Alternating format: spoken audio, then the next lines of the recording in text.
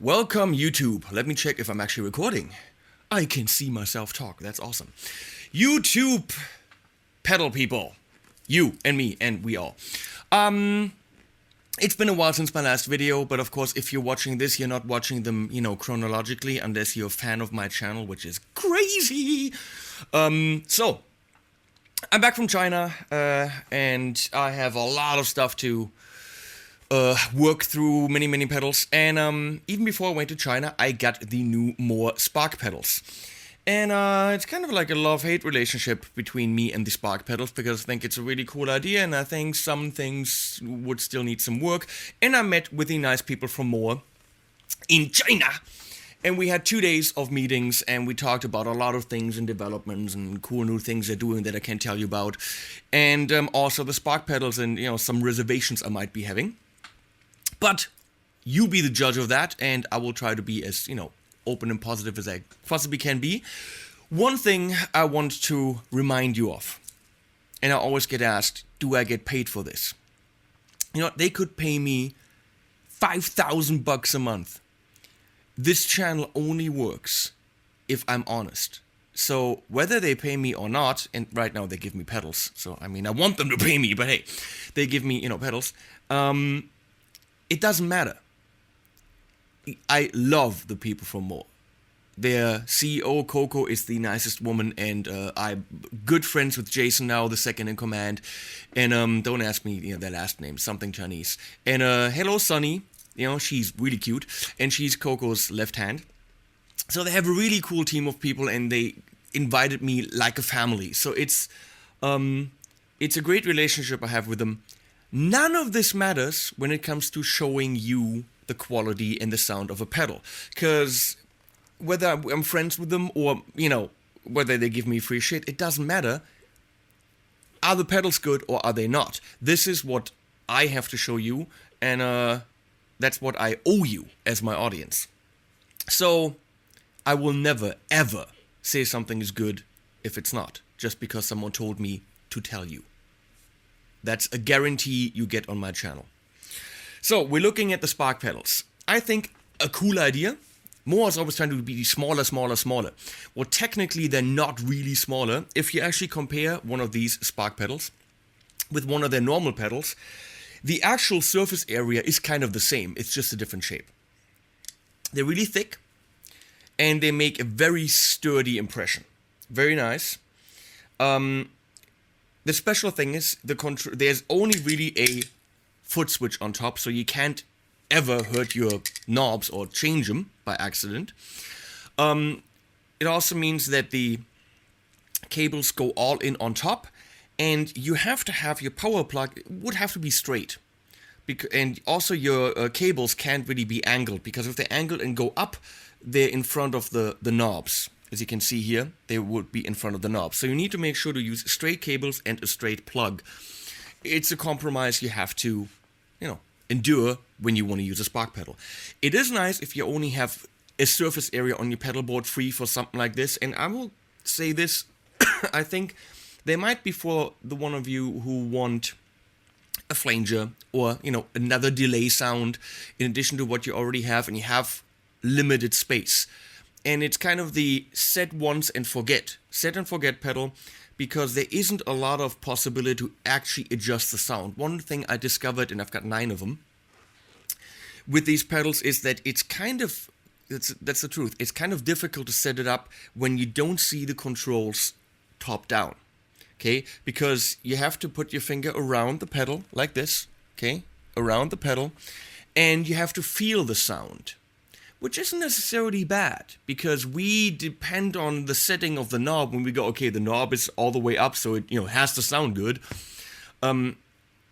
What I like about this is that you have to use your ears, and when it sounds good, it sounds good.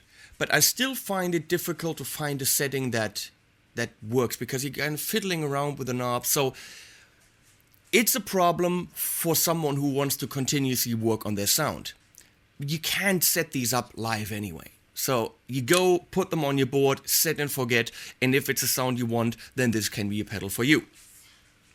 So they come with a rubber thing at the bottom, which is very thick, but you can rip that off, take some force, and they will actually have a Velcro thingy right there, which is nice, which you can glue on, so that comes in the box.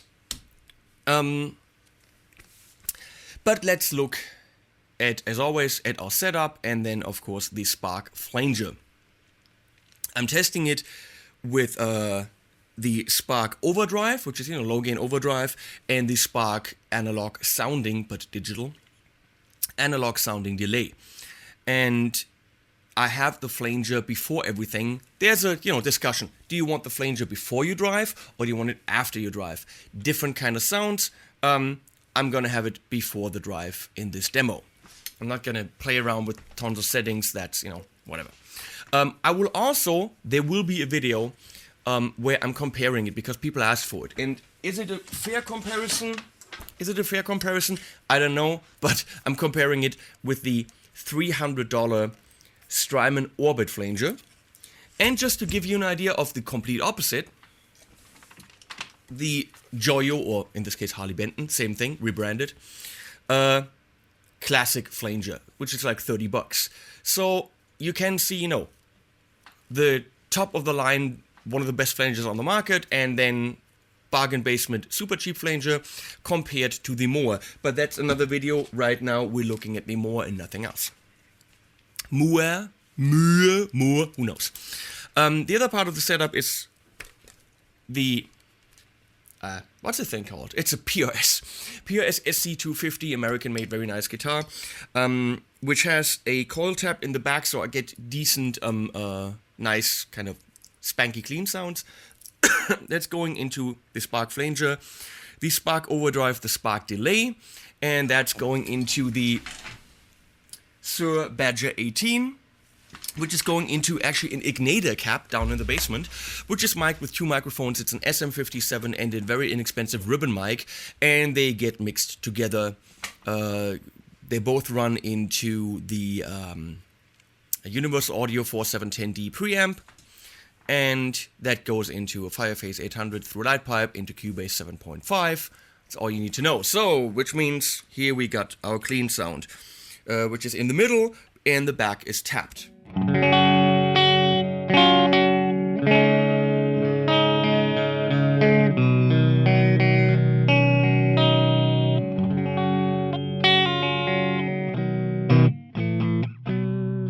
So, whatever setting we have now, we hit the flanger, which, by the way, is illuminated. They called it shiny. It's not shiny. Those Chinese, shiny. It's illuminated, it's glowing. So, on stage, when it's on, you will actually see your pedal very clearly. And we do that again.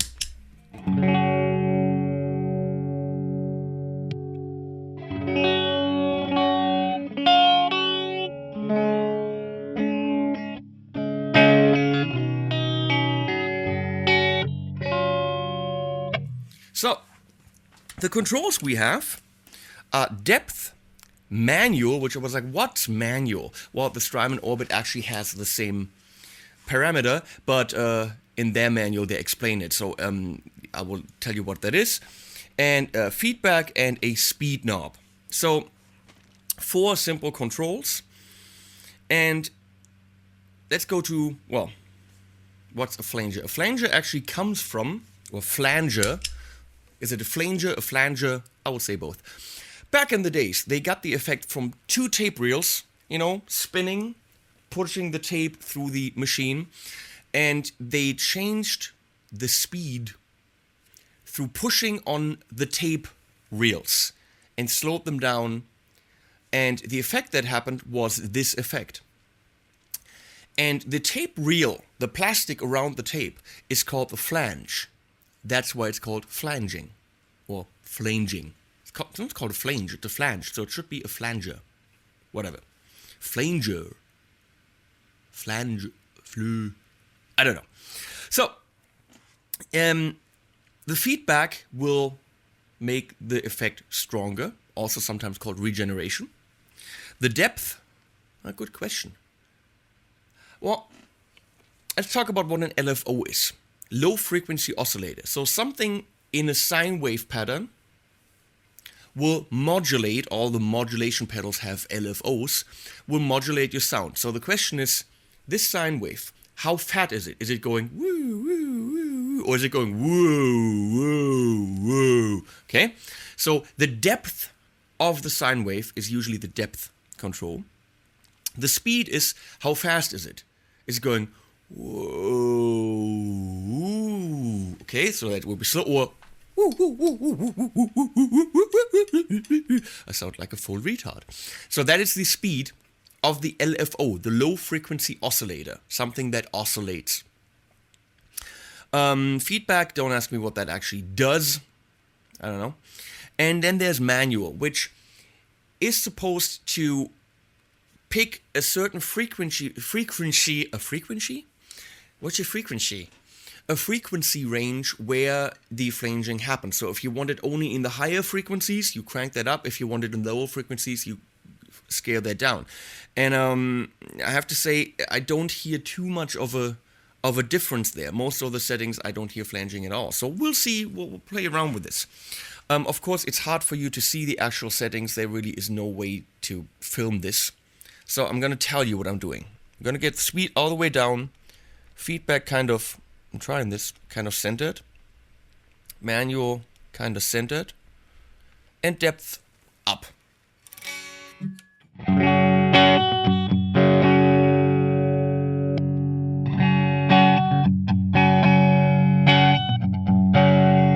So now we get the speed up.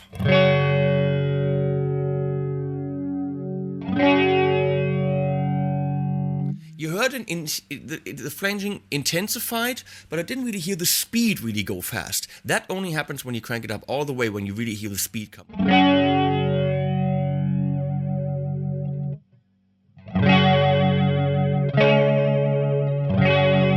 That's on full blast up.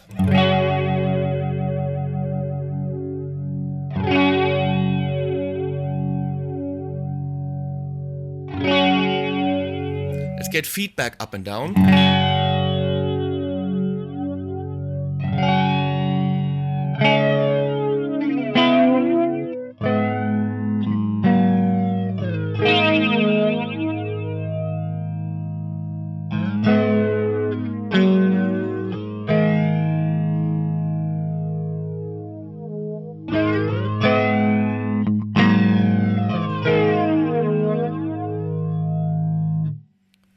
Depth is pretty much all the way up, so let's slowly get that down at that setting.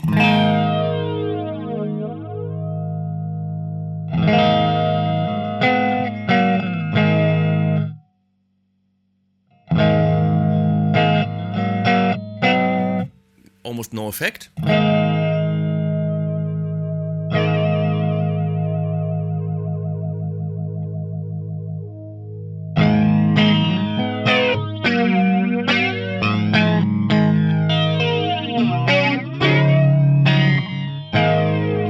Let's play with depth all the way up and now manual and see if we can actually shift that area where it is doing its flanging. All the way up now.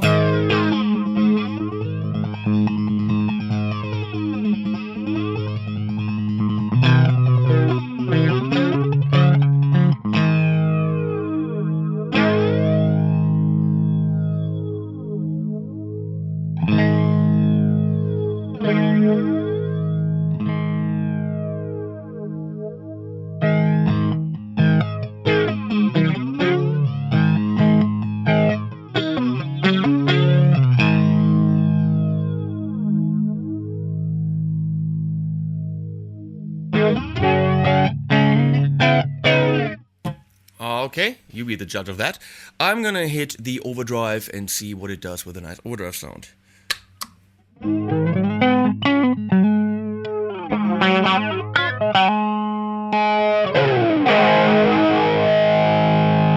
Since there's more frequencies, oh, now we're talking. Since there's more frequencies, you will of course hear more effect.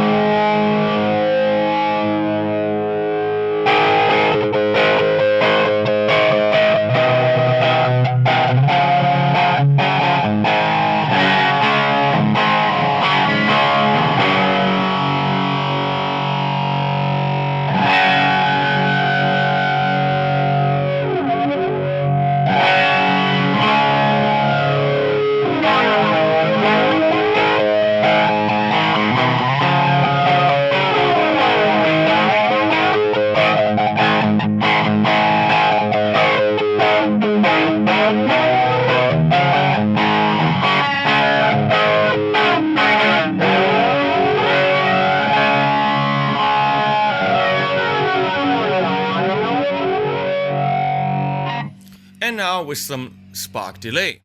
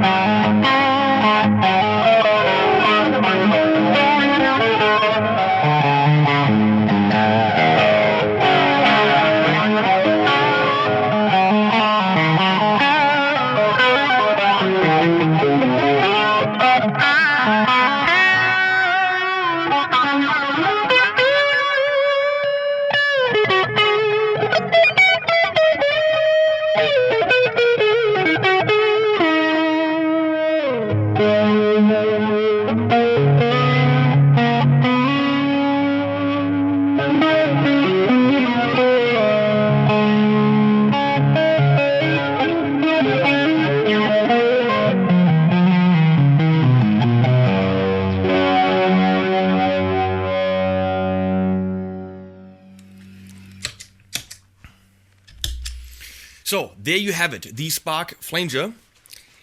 Very small, illuminated, definitely a new concept in terms of where the knobs are.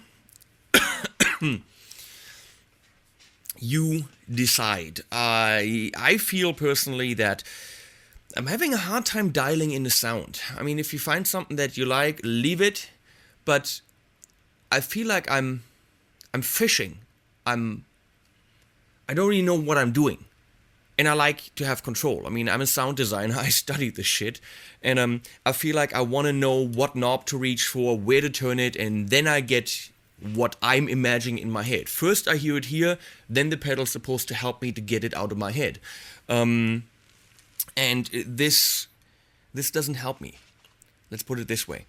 It also feels to really have a pronounced flanger effect. If you really want the jet going by, swoosh, then you kind of have to have everything on blast, speed almost up all the way, and then you get to the point where you actually, hear a real flanger. So it doesn't give you a wide range of, subtle and really over pronounced flanger sounds. But how many flanger sounds do we really need? If we need one sound to turn on for an intro or something, this might be the ticket for you, because you probably don't want to waste a lot of pedalboard space with one of the bigger ones, which I will also show you. So if you want to hear it compared to other flangers, which is the Orbit from Strymon and the classic flanger from Joyo, those are the other two I have, look for the video here on my channel. That's it from me. I will see you on the flippity flop, as they say.